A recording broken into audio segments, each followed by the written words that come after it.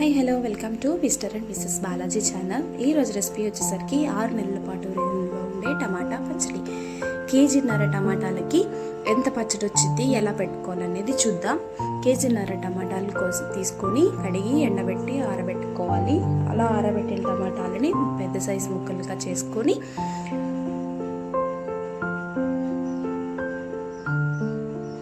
Size ముక్కలు చేసి కుక్కర్లో పెట్టేసుకున్నాను. నేనైతే కుక్కర్లో వండేసాను. మీరు పెద్ద బౌల్ తీసుకొని దాంట్లో పెట్టేసుకొని వండుకోవచ్చు.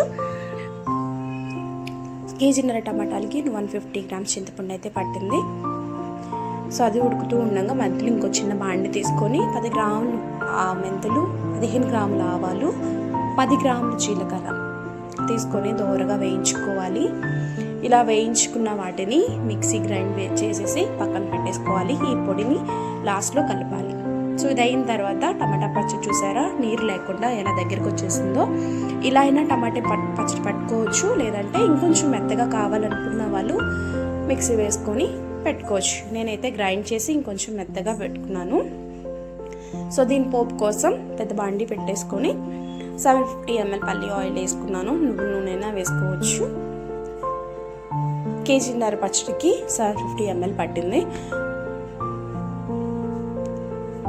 ఆ నూనె కొంచెం వేగిన తర్వాత పోపు దినుసులు మొత్తాన్ని 100 గ్రాముల వరకు దాంట్లో వేసేసుకోవాలి.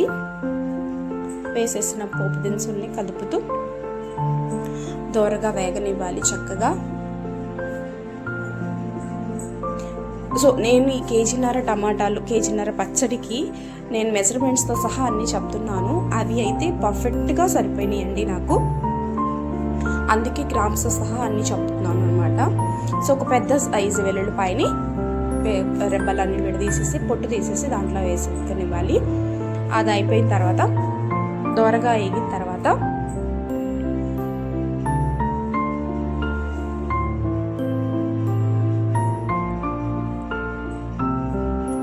10-15 ఎండుమిరపకాయలు వేసి గుప్పడ కరివేపాకు వేసేసుకొని పోపు అనేది రెడీ చేసేసుకోవాలి. ఇలా పోపు అంతా దోరగా రెడీ అయిపోయిన తర్వాత దాంట్లోకి ముందుగా రుబ్బి పెట్టుకున్న ఆ టమాటా పచ్చడిని దాంట్లోకి వేసుకోవాలి. 100 గ్రాముల సాల్ట్ వేసి ఇలా ఒక్క 2 మినిట్స్ పొయ్యి మీద పెట్టి కొంచెం కదుపుతూ ఉంటే ఆ టేస్ట్ అనేది చాలా అంటే చాలా చాలా బాగుంటుంది. ఒక 2 మినిట్స్ చాలు, ఎక్కువసేపు ఉన్నా మాడిపోతుంది, అడుగంటిపోతుంది. ఒక 2 మినిట్స్ జస్ట్ అలా వేగనివ్వాలి. వేగనిచ్చిన తర్వాత స్టవ్ అనేది ఆఫ్ చేసేసుకోవాలి.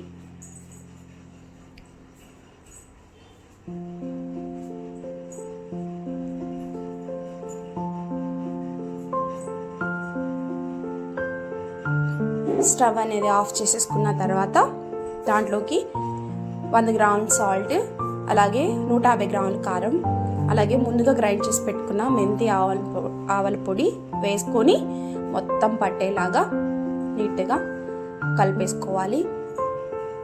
అంతే, ఎంతో టేస్టీ అయిన టమాటా పచ్చడి రెడీ.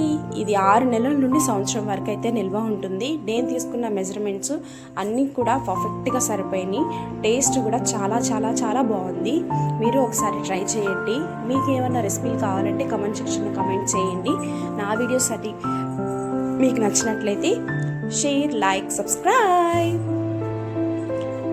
చూసారా, టమాటా పచ్చడి అంతా కూడా వేడి వేడి అన్నంలో అలా వేసుకుంటే ఉంటుంది వేరే లెవెల్. అంతే, నాలాంటి ఈ టమాటా పచ్చడి లవర్స్ ఉంటే కమెంట్ చేసుకోండి.